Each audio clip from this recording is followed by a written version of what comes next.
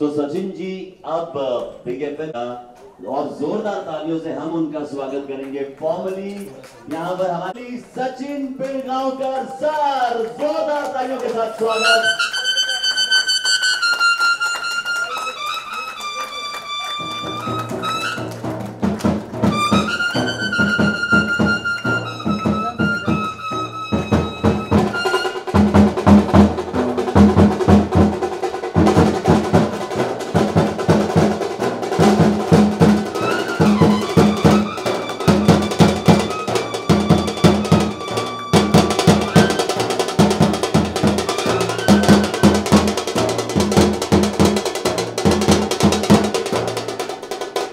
Award की शुरुआत की थी। जैसा आपको याद होगा, पिछले साल ये अवार्ड हमने नागराज मंजुळे को प्रदान किया था, जब सैराट के जरिए उन्होंने न सिर्फ महाराष्ट्र में, न सिर्फ भारत में, बल्कि पूरे विश्व में हलचल मचा दी थी और महाराष्ट्र सिनेमा को, यानी महाराष्ट्र के फिल्म को घर घर तक पहुंचा दिया था। तो नागराज मंजुळे को पिछले साल Maharashtra icon of the year award प्रदान किया गया था और इस साल हमारे बीच सचिन पिलगांवकर सर है। और सर के बारे में मैं कहां से शुरुआत करूं यही सोच रहा हूं, लेकिन सबसे पहले यहां पर मैं आमंत्रित करना चाहूंगा भावना सोया जी को, आप सभी की जोरदार तालियों के साथ मंच पर, कि वो यहां पर आए। भावना जी,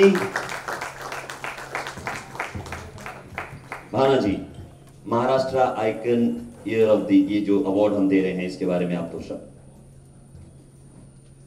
मैं समझती हूँ कि सिर्फ एक महाराष्ट्र डे नहीं, हमको पूरा साल जिस शहर में हम रहते हैं या जिस स्टेट में हम रहते हैं मनाना चाहिए। और बिग एफएम की एक खासियत रही है कि हर त्यौहार को बड़े धूमधाम से मनाते हैं और सही इंसान को चुन के उनका सम्मान करते हैं, जैसे कि आज होने वाला है। तो महाराष्ट्र आइकन ईयर, ये जो हम अवार्ड देने जा रहे हैं, चलिए इस अवार्ड को आगे बढ़ाते हैं और मंच पर बुलाते हैं आप सभी की जोरदार तालियों के साथ सचिन पिलगांवकर सर को।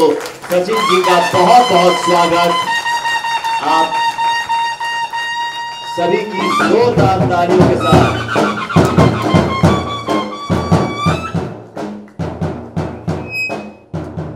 बजाइए ना जरा, ऐसे किश्तों में क्यों बजा रहे हैं आप? इंस्टॉलमेंट में मत बजाइए, जम के बजा दीजिए, जरा सा माहौल बन जाएगा।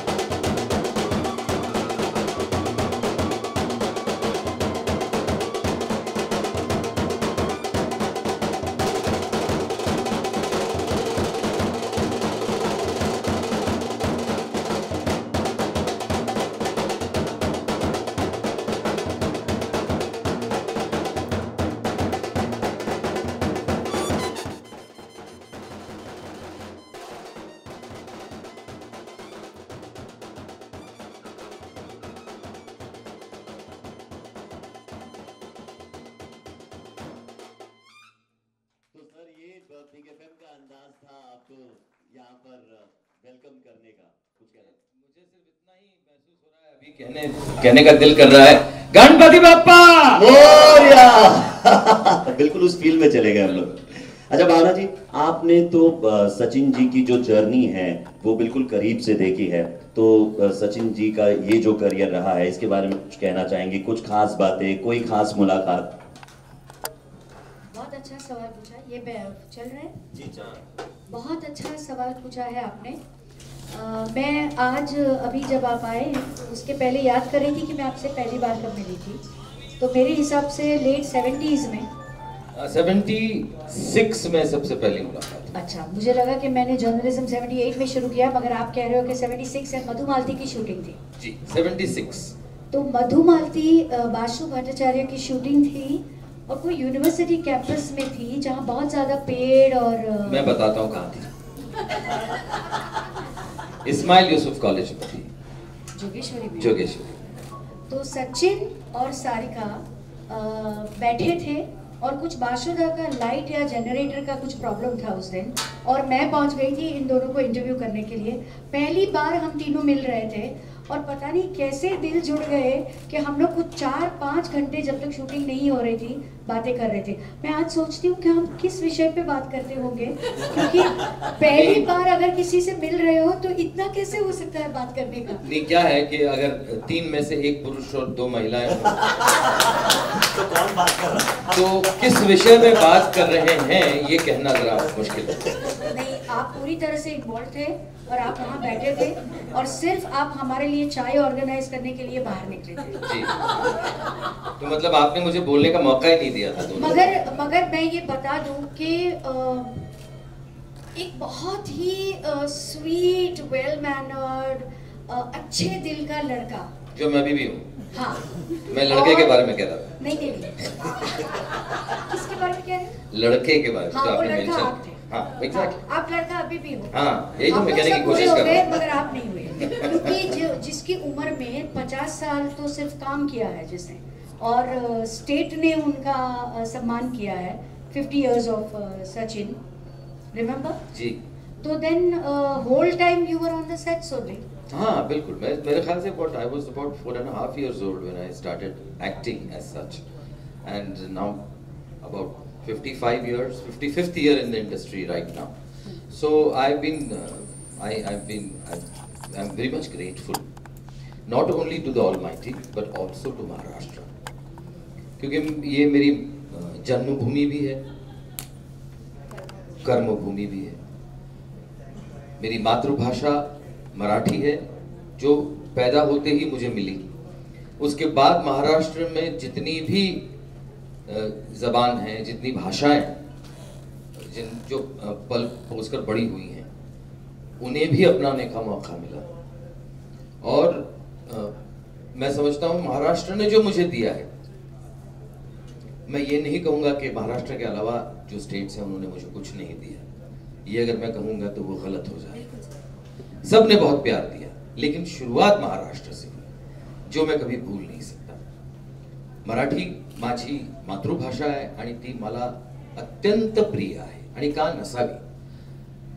आणि मला मातृभाषा माझी प्रिय आहे याचा अर्थ काय? म्हणजे आपण आपल्या आईला प्रेम करतो याचा अर्थ दुसऱ्याच्या आईचा तिरस्कार करतो असं होत नाही, पण आपल्या आईवरती प्रेम करतो हे मात्र नक्की।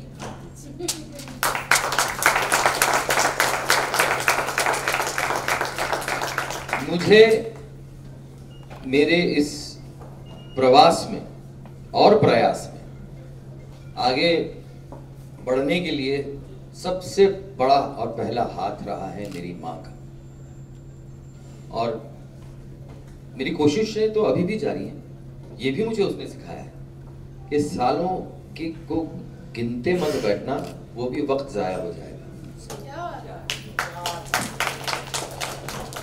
उस वक्त का इस्तेमाल करो, आगे बढ़ो, पीछे मुड़ के मत देखो। ये मत देखो कि तुमने क्या किया है, वो काम दूसरों का है तुमको आके बताने का कि हमने आपकी वो फिल्म देखी, आपका ये काम देखा नहीं, आपका वो काम देखा। वो उनका काम है और वो उनका मान है, तुम्हारा मान नहीं है। आगे तुम क्या करने वाले हो ये तुम्हारा मान भी है और काम भी है। तो ये ऐसे में रहा हूं और ऐसे ही मैं रहूंगा। मैं प्रॉमिस करता हूं आप लोगों से कि मैं एक इंडस्ट्री में जब मैंने कदम रखा 4.5 साल की उम्र में, मेरा पहला कदम जो मैंने रखा वो मेरे पहले गुरु राजा बहू परांस पे, मैं उनको क्रेडिट देना चाहूंगा कि जिनकी उंगली पकड़ के मैंने इस इंडस्ट्री में पहला कदम रखा। अनगिनत गुरु उसके बाद में मुझे नसीब हुए, लेकिन मैं आपसे प्रॉमिस करता हूं कि उस वक्त जो पहला कदम लेते वक्त जो मैं जैसा मैं महसूस कर रहा था एज अ स्टूडेंट, एक विद्यार्थी, वो मैं अपनी जिंदगी के आखिर तक वही महसूस करूंगा।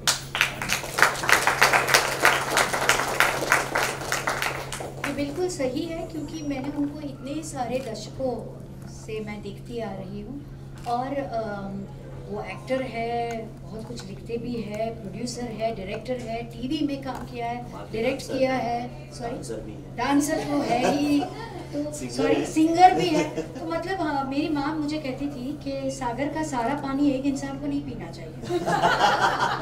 तो मगर ये जो दोस्त है मेरा, वो सारा सागर का पानी पिएगा, अपने घर वालों को भी पिलाता है।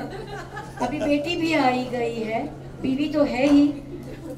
बट द पॉइंट इज कि जितने लोगों से मैं मिलती हूँ, जितने एक्टर्स के साथ मैं इंटरेक्ट करती हूँ, जब कभी भी सचिन की बात होती है तो everybody has a smile on the face and there is a genuine affection and a respect and it is because he has stayed over the years grounded. और जैसे उन्होंने कहा कि वो पहले भी विद्यार्थी थे, अभी भी विद्यार्थी है, और वो ये नहीं सोच रहे कि मैंने देखो कितना कमाल का सब कर दिया और कितनी मराठी फिल्म्स मेरी हिट है और हिंदी सिनेमा में मैं कितने सुपरस्टार्स के साथ काम कर चुका हूँ वगैरह वगैरह। तो मेरे लिए वो हमेशा सिर्फ सचिन रहे हैं।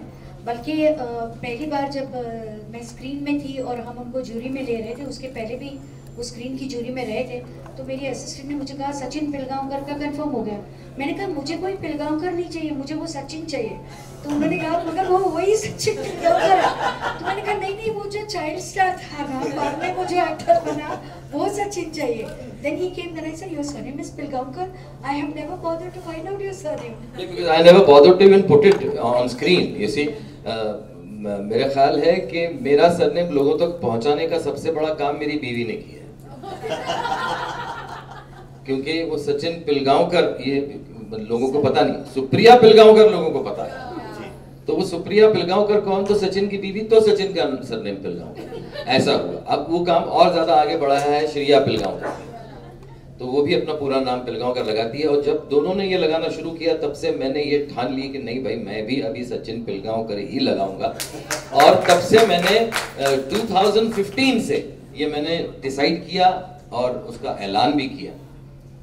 सब प्रोड्यूसर्स को कहा, सब जो मैं काम कर रहा था, कि भैया अभी सचिन पिलगांवकर होगा, लेकिन इंग्लिश लिखते वक्त वो पिलगांवकर में GAON होना बहुत जरूरी है। वो लोग गाँव कर लेते हैं, एन नहीं लगाते। वो एन मेरे लिए बहुत लकी है। अच्छा, होना भी चाहिए और लकी भी है। नहीं मगर न्यूमरोलॉजी में कोई फर्क पड़ा क्या पिलगांवकर का? मैं न्यूमरोलॉजी पे माफ कीजिए, मैं विश्वास नहीं रखता। हाँ। जो रखते हैं वो गलत करते हैं, ऐसा मेरा कहना नहीं है।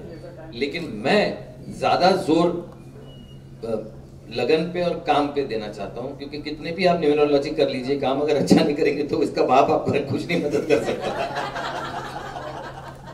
लोग डबल ए कर देते हैं, या जैसे कि सचिन का डबल एन एंड में कर दीजिए, उससे कुछ नहीं होने वाला। वो सब दिल बहलाने के लिए गालिब ख्याल अच्छा है, ऐसा है। आप कुछ पूछना चाह रहे हैं? और मैं आपसे एक और चीज अवार्ड से पहले कहना चाहूंगा। जी जी सर। कि आपने, एक तो मेरे लिए बहुत बड़ी बात है कि ये जो आपने मुझे चुना महाराष्ट्र आइकॉन के लिए, और आइकन होना मेरे हिसाब से बहुत बड़ी बात होती है, और उससे ज़्यादा बड़ी बात होती है उसको समझना। जी, वो बनता कब है? जब लोग समझते हैं। अगर समझे ही ना, मतलब अगर देखिए भक्ति ना हो तो भगवान होगा ही नहीं, सवाल ही पैदा नहीं होता। जी, वो खुदा इसलिए है क्योंकि उसको मानने वाले लोग हैं, तभी जाके उसका अस्तित्व बनता है। तो हम लोग तो सब इंसान हैं, लेकिन हमारा महत्व दूसरे जब सोचते हैं तभी बनता है। और मुझे इतना इम्पोर्टेंट महसूस आपने जो कराया है आज आप सब ने, उसके लिए मैं आप सब का बहुत बहुत आभारी हूँ। और जैसे मैंने जो वचन दिया था, मैं उस वचन को निभाऊंगा। ये भी एक और वचन दे रहा हूँ उसके ऊपर।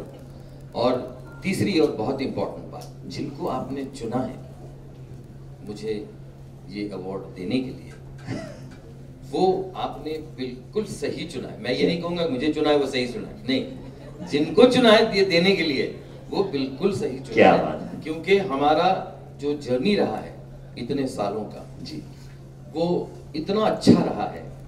और उसका एक छोटा सा एग्जाम्पल मैं देना चाहूँगा। Please sir. और बहुत ही छोटा है और बहुत ही नेचुरल है। जी जी जी। कि जब पहला इंटरव्यू मेरा भावना ने लिखा और वो जब छप के आया, तब जाहिर सी बात है उस वक्त कोई टेलीविजन वगैरह ऐसी चीजें हुआ नहीं करती थी। बिल्कुल। तो सिवाय पढ़ने के दूसरा और कोई कोई रास्ता होता नहीं था। तो वो मैगजीन घर पे आई थी, नेचुरली भी मेरा इंटरव्यू छप के आया है तो वो मैगजीन तो कम से कम घर पे आती ही है जी। तो वो मेरी माँ ने पढ़ा, माँ ने पढ़ा और माँ ने पूछा मुझे, बोला ये कौन है, ये भावना, क्या सरनेम क्या है, उसको ठीक से पढ़ने नहीं आया। मैंने कहा सोमैया। हाँ सोमैया, कौन है ये? मैंने कहा दोस्त है मेरी। लेकिन मैंने कहा लिखती है जो मन में आए वो, दोस्ती वोस्ती पकड़ के नहीं लिखती। उस मामले में जरा खड़ूस है।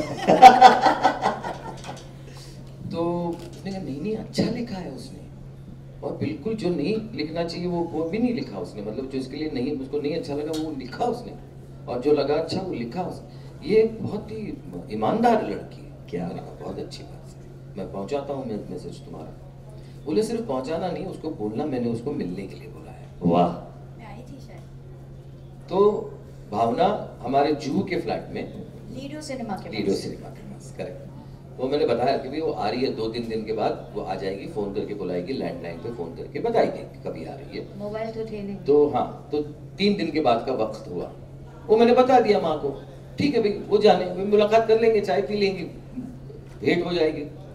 तो भावना घर पे आई, मैंने माँ को बुलाया, पहचान कराई कि ये भावना है। अंदर गई, एक पैकेट में एक साड़ी लेके आई और उसने भावना को वो साड़ी दी और भावना को कहा कि मेरा आशीर्वाद तुम्हारे साथ है, तुम अच्छा काम करती हो, बहुत आगे बढ़ोगी।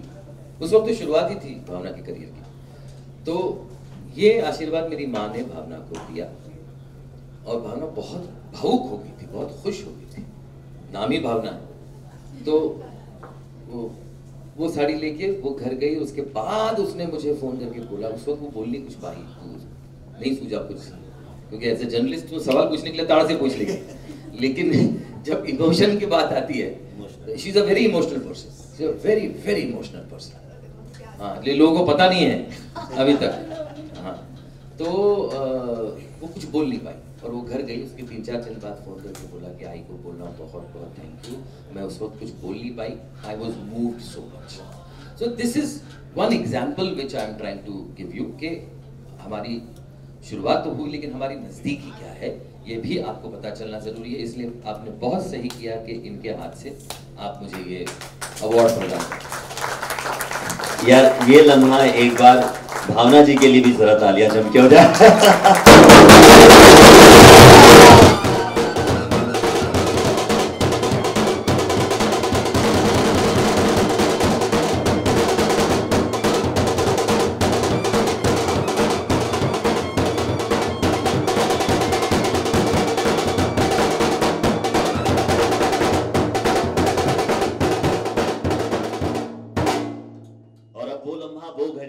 जिसका हम सब बेसब्री से इंतजार कर रहे हैं, हम भावना जी से रिक्वेस्ट करेंगे कि Maharashtra icon of the year 2018 का ये जो अवार्ड है, ये मान सम्मान के साथ महाराष्ट्र की शान कही जाती है पुणेरी पगड़ी, और पुणे में ये एक रिवाज है कि पुणेरी पगड़ी प्रदान करके फिर अवार्ड प्रदान किया जाता है। तो पहले पुणेरी पगड़ी आप सचिन जी को पहना।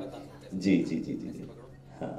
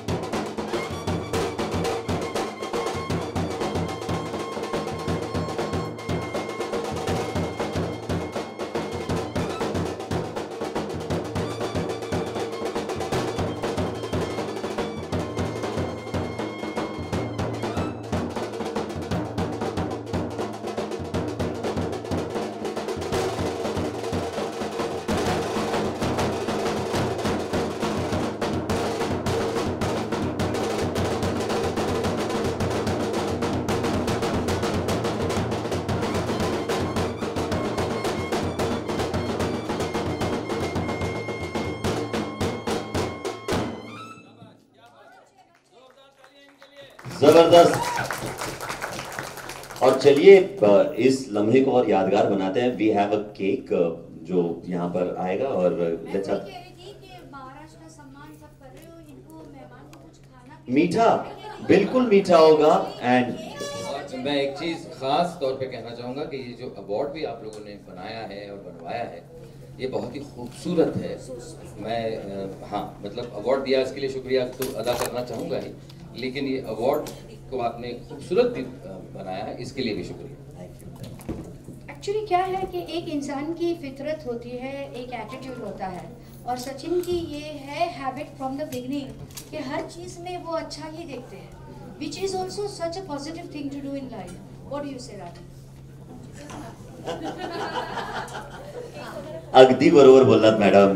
Anandita, please come, you're the program head. सो मैं चाहता हूं कि ये जो शानदार बुके है ये आप आनंदिता आपके हाथों से सर को प्रदान करें।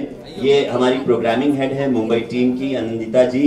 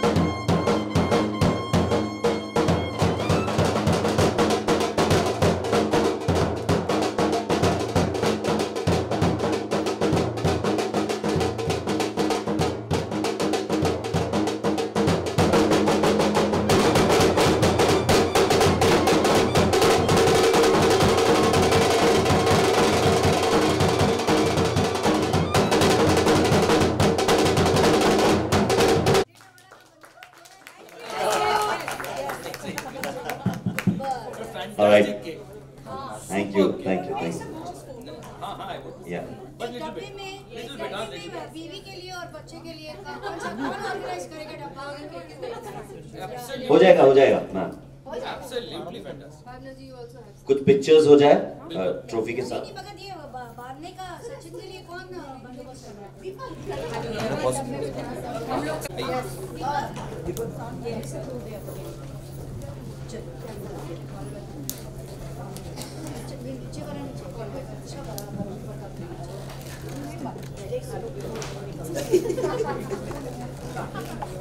तू घेतलं का?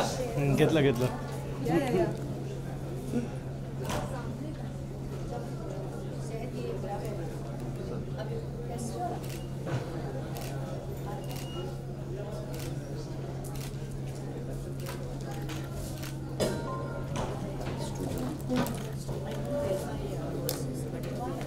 ओके ऑलराइट, तो सर अभी हमारे साथ स्टूडियो की ओर आगे बढ़ेंगे एंड पूरे हफ्ते आप उनको सुनने वाले हैं as big MJ of the week on 92.7 big FM. चलिए सर स्टूडियो की ओर चलते हैं। Thank you so much.